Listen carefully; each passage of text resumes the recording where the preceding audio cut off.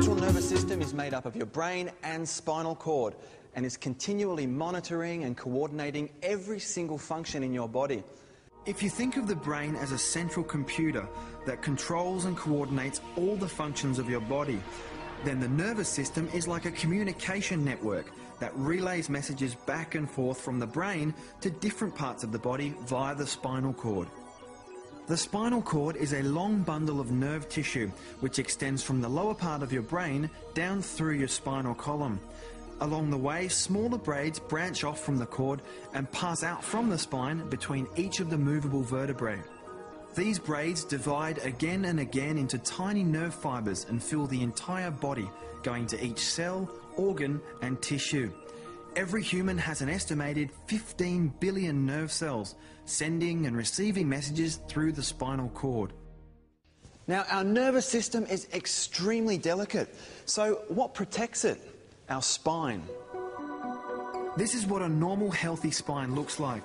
It has 24 movable vertebrae, each working with the one above and below it. A disc separates the vertebrae and acts like a shock absorber and a spacer for the nerve. So why is a healthy spine so important?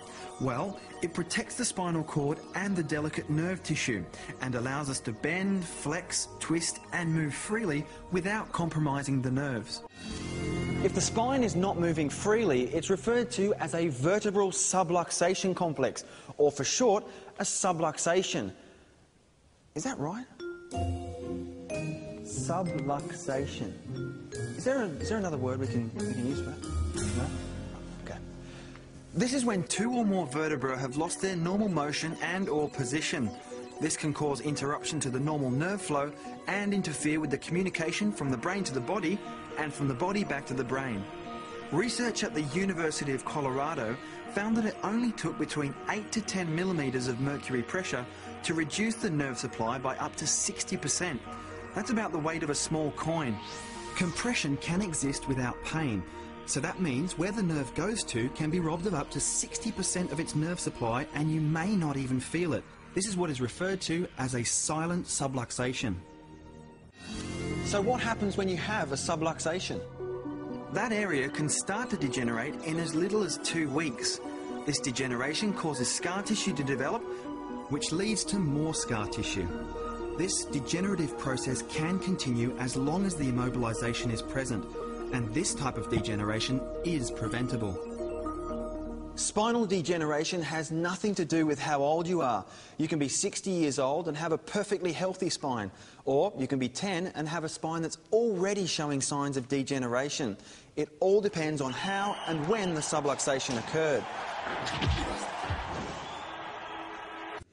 If the nerve supply to anywhere in the body is disturbed, it can eventually lead to a symptom. Symptoms are the only way for your body to let you know that something's wrong. So let's go back to the same spine again.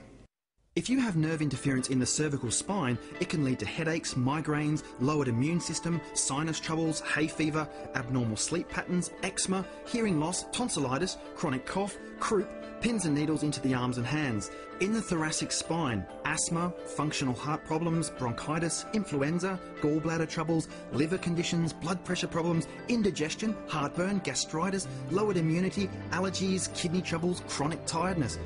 In the lower back, constipation, menstrual problems, bedwetting, knee problems, sciatica, backache, poor circulation, swollen ankles, weakness into legs and cramping. Wow, I'm out of breath. And that's naming only a few. Did you know that less than 10% of your nervous system perceives pain?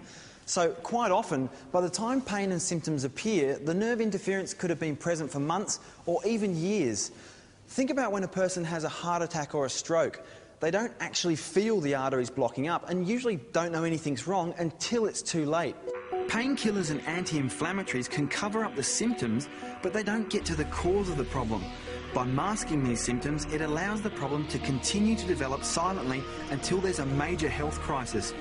We all know about the damaging side effects that can occur from long-term drug use. So why continue filling your body with drugs to hide the cause of the problem? Now you might be wondering what causes subluxations to occur. Gardening, sports, computer work, pregnancy, improper lifting, arguments, food additives, chemicals, birth, poor posture, to name but a few. There can also be mental causes, such as stress. The average 5-year-old has had approximately 2,000 falls, of which 200 are considered serious. But usually an isolated event alone is not to blame. It's an accumulation of many of life's little incidents and accidents. Recent research has found that in births that required intervention by a doctor, which means they used forceps, suction or excessive force, 95% had upper neck injuries. So it's a smart decision to have your child assessed at an early age. So the chiropractor's job is to locate and correct spinal interference so your nervous system can perform at its own optimal level.